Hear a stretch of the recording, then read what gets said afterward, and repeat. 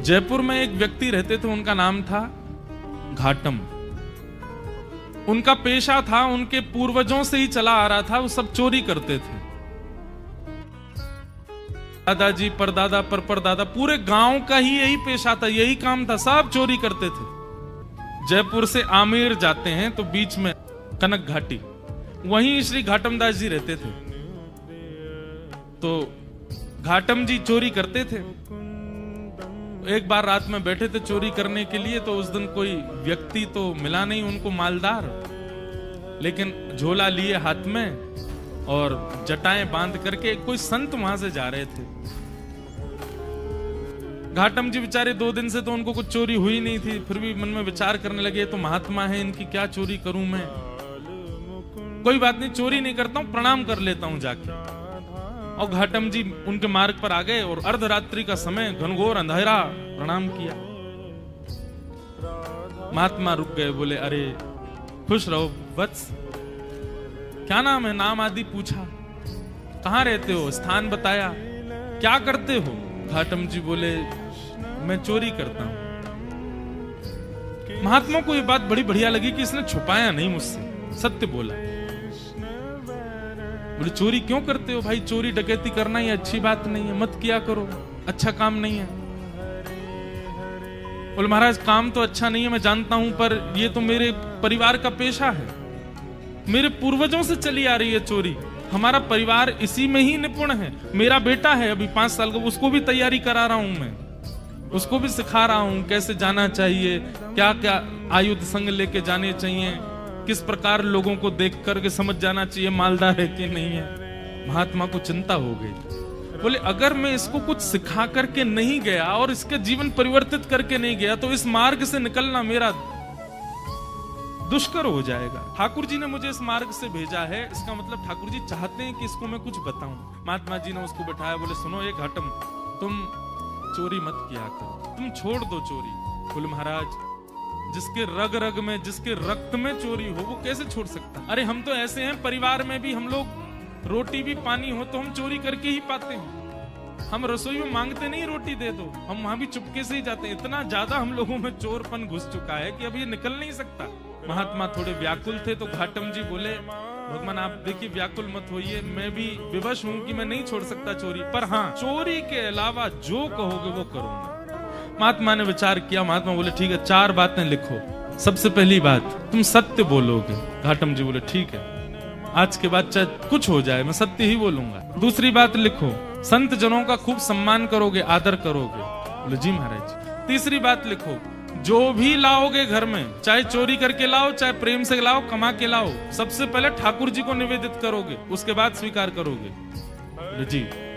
और चौथी और अंतिम बात, कहीं मंदिर दिख जाए, मठ दिख जाए, आश्रम दिख जाए, संत दिख जाए, 100 काम छोड़ के चोरी करके भाग रहे हो, सिपाही पीछे पड़े तो भी रुकोगे, प्रणाम करोगे, फिर जाओगे। घाटम बोला जो आ गया। अब ये 4 बात मेरे लिए अध्यादेश हैं, आदेश नहीं है, अध्यादेश है। चाहे दुनिया इधर उधर हो जाए, मैं इन 4 बातों को कभी नहीं छोड़ूंगा। संत बोले ठीक है। तो घाटम जी ने अपने गुरु की आज्ञा मान ली, बोले 4 बातें मुझे करनी है। एक बार कुछ संतों की टोली जा रही थी, घाटम जी ने देख लिया, दौड़ करके गए, चरणों में निवेदन किया मेरे घर आ जाइए, प्रसाद पा लीजिए। संत बोले ठीक है। अब घर पहुंच गए। अब लेकिन घाटम जी के घर पे व्यवस्था कुछ नहीं थी भोजन की। पत्नी से कहा 5 मूर्ति आई हैं, भोजन बनाओ। बोले 5, हम 2 के लिए तो भोजन नहीं है, 5 को कैसे पवाऊं मैं। घाटम जी बोले गुरु आज्ञा निरर्थक हो जाएगी, मुझे कैसे भी इनको 5 को प्रसाद तो पवाना है। घाटम जी ने देखा कि पड़ोस में एक कोई व्यक्ति रहता, उसके पास में उसके गेहूं अनाज आदि का भंडार है, थोड़ा चोरी करके ले आता हूं, उससे बना के इनको पवा देंगे, गुरु आज्ञा पूरी हो जाएगी। गुरुजी ने यही तो कहा है कि संतों की सेवा करो, अब कैसे भी करो, चोरी करके करो चाहे कुछ करो। दौड़ करके गए, वहां से कुछ अनाज आदि ले आए, घर पर ला करके प्रसाद बनवा करके पवा दिया। घाटम जी की चिंता हो गई कि आज सवेरे बारिश हुई थी और मैं चोरी करके लाया हूं, तो निश्चित मेरे पैरों के चिन्ह बन गए होंगे, और उसको यदि पता चल गया कि मैंने चोरी किया, वो घर आ जाएगा, मुझे पकड़ करके ले जाएगा, आदि आदि मन में ये विचार करने लगे। लेकिन मैंने तो गुरु आज्ञा के वश होकर के किया ना। इतने में ही वर्षा हो गई, आंधी तूफान आया और सब उनके चरण चिन्ह आदि मिट गए। तो उनको ये अटूट विश्वास हो गया कि मैंने गुरु आज्ञा मान करके पूर्ण किया, तो ठाकुर जी मेरी सहायता कर रहे हैं, मेरे रक्षक बने हुए। घाटम जी का जीवन ऐसे चलने लगा। गुरु पूर्णिमा का समय था, घाटम जी ने मन में विचार किया, मेरे गुरु ने मुझको सब कुछ प्रदान किया, इस बार गुरु दक्षिणा के रूप में ऐसी कोई वस्तु या इतना धन कुछ दूं गुरुदेव के यहाँ कि वर्षों तक भी अगर मेरे यहाँ से सेवा ना जाए तो गुरुजी को दिक्कत ना हो, मेरी तरफ से ऐसा रहे कि हाँ परिपूर्ण हो गई सेवा। उसके लिए एक बड़ी चोरी कर लेता हूँ, उसके बाद फिर मैं धीरे धीरे छोड़ ही दूंगा। एक बड़ी चोरी करता हूँ, उससे जो धन आएगा गुरुदेव को दे दूंगा। और घाटम जी ने विचार किया क्या चोराऊं। तब उन्होंने विचार किया, बोले कि यहाँ आमेर का जो राजा है इसके घोड़े बड़े कीमती हैं और उनमें भी एक काला अश्व है, काला घोड़ा है, वो सबसे ज्यादा कीमती है, ऐसा पूरे भारत में नहीं है। यदि उसको मैंने चोरी कर लिया और उससे जो धन आएगा वो यदि मैंने गुरुदेव को दिया तो आजीवन मुझे जितना देना चाहिए उतना एक बार में ही दे दूंगा मैं गुरुदेव को। तो गुरुदेव के यहाँ गुरु पूर्णिमा की सेवा मेरी तरफ से होती रहेगी। घाटम जी चोरी करने के लिए जा रहे हैं। एक सामान्य से घोड़े पर बैठ करके घाटम जी और सीधे राजभवन में प्रवेश कर रहे हैं। मुख्य द्वार से ही प्रवेश करने लगे तो द्वारपालों ने रोका, ए कहां जा रहे हो, क्या नाम है तुम्हारा? बोले घाटम। कहां जा रहे हो? बोले चोरी करने जा रहा हूं, झूठ नहीं बोलना है, गुरुदेव ने मना किया है। द्वारपालों ने मन में विचार किया, ये जरूर राजा का कोई गुप्तचर है, राजा का कोई बहुत घनिष्ठ व्यक्ति है, हमने इसको रोक दिया है, इसका परिचय पूछने, इसलिए बुरा मान गया, बुरा मान करके कह रहा चोरी करने जा रहा हूं। ए भाई सुनो, द्वार खोल दो, ये कोई राजा का परिचित व्यक्ति होगा, ऐसे कौन बोलता चोरी करने जा रहा हूं। द्वार खुल गए, वो भीतर प्रवेश कर गए।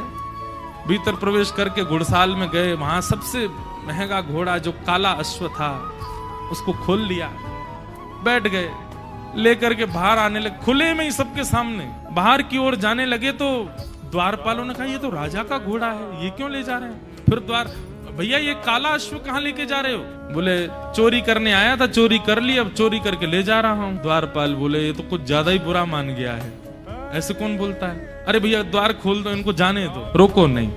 उनका सत्य और वहां द्वारपाल का उसके प्रति ये भाव रखना कि बुरा मान गए, वो ऐसा फिट हुआ कि किसी को शंका ही नहीं हुई कि ये चोरी कर रहे हैं। घोड़ा लेकर के चले गए और उसी समय राजा ने आज्ञा की मेरे घोड़े तैयार करो, मैं भी जाऊंगा कहीं, ऐसा उसने आज्ञा की। जाके देखा तो काले अश्व थे नहीं।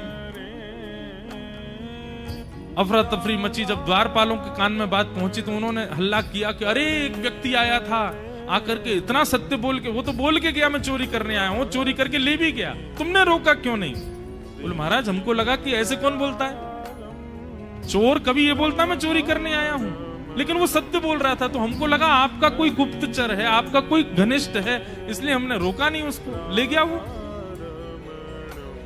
सैनिकों को भेजा, जाओ पकड़ लो उसको, घोड़े लेके आओ।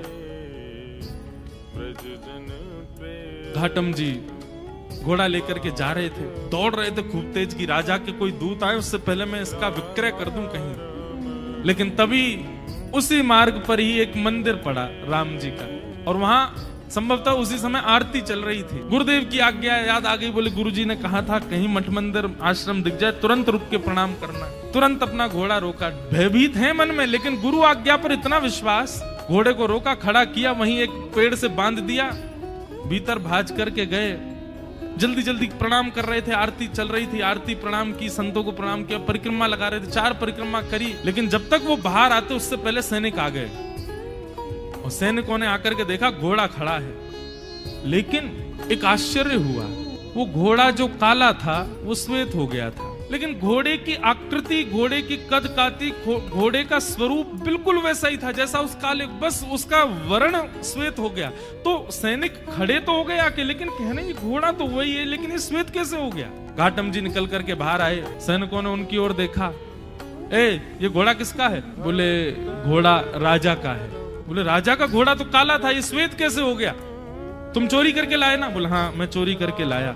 ये श्वेत कैसे हो गया? बोले ये तो मुझे नहीं पता, क्योंकि मैंने जब बांधा था तब तो काला ही था, ये श्वेत कैसे हुआ ये तो मुझे नहीं पता। अरे तुझे नहीं पता, ऐसा कैसे बोल सकते हो? बोले मैं सत्य बोल रहा हूं, मुझे लगता है मैंने जिनको निवेदित किया उन्होंने इसको श्वेत कर दिया। सैनिक बोले क्या बोल रहे हो ये?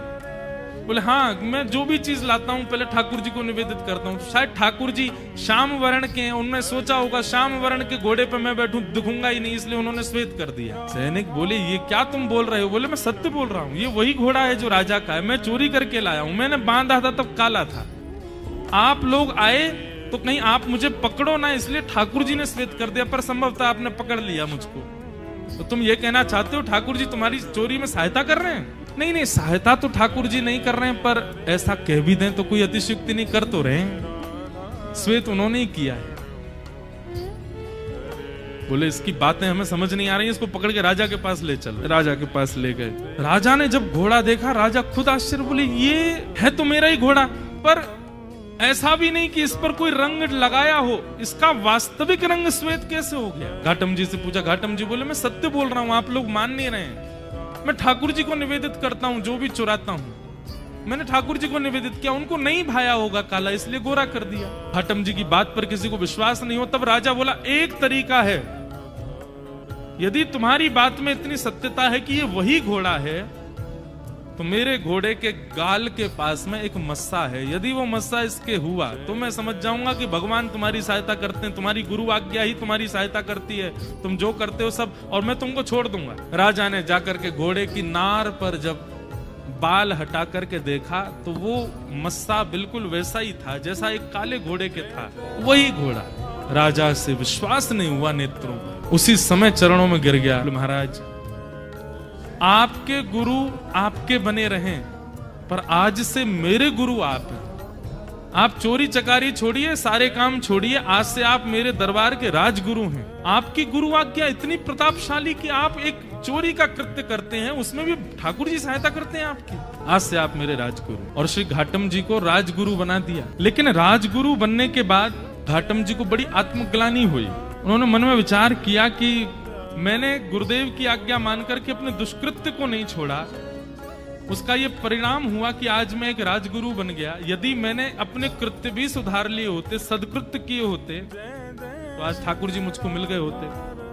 तो घाटम जी ने अपनी राज पदवी का त्याग कर दिया, और राज पदवी त्याग करने के बाद वो सामान्यतया एक सामान्य व्यक्ति की तरह अपना जीवन जीने लगे, गुरु आज्ञा पालन करके। और श्री घाटम दास जी, उनके पद हैं बड़े सुंदर। उनका एक पद है, उसमें कहते हैं ठाकुर जी को कि हे ठाकुर जी, पहले तो मैं यूं ही खाता, अब तो ना कर खावा छा। ठाकुर जी पहले तो मैं ऐसे ही खा जाता था, पर अब तो मैं स्नान करके पाता हूं प्रसाद। गल में माला, माथे पे तिलक, थारे निमित्त लगावा छा। महाने तो ऐता करी दीना, थाने की ना काई। मैंने तो इतना कर लिया आपके लिए, आपने मेरे लिए क्या किया ठाकुर जी? घाटम दास जात को मीना, तारोगे की ना। इतनी सरल सहज वाणी उनकी। ठाकुर जी से कह रहे मैंने आपके लिए इतना कुछ किया, अब तो मैं नहा के खाता हूँ, अब तो तिलक लगाता हूँ, माला पहनता हूँ गले में। ठाकुर जी अब तो कृपा करो मुझ पर। तर में उनको आगे चल करके ठाकुर जी का प्रत्यक्ष साक्षात्कार दर्शन हुआ, और दर्शन के पश्चात वे भगवत धाम को प्रस्थान कर गए। तो एक सदगुरु की कृपा, उसकी सामान्य वाणी। अरे राह चलते हुए एक संत ने 4 बातें बता दी एक चोर को, और उस मार्ग पर चल करके वो चोर एक दिन ठाकुर जी के प्रत्यक्ष दर्शन कर लेता। हम चोर तो नहीं है, हम डाकू तो नहीं है, हम डकैत तो नहीं है, हम इतने नीच तो नहीं है, हम तो सामान्य मानव हैं। शुद्ध रोटी खाते हैं, शुद्ध जल पीते हैं, शुद्धता से रहते हैं, सब काम ठीक करते हैं। हम में इतने अवगुण नहीं है। हम गुरु आज्ञा को यदि मान लें तो हमारी स्थिति क्या होगी? इसलिए भैया, आज्ञा गुरुणाम अविचारणीयाम,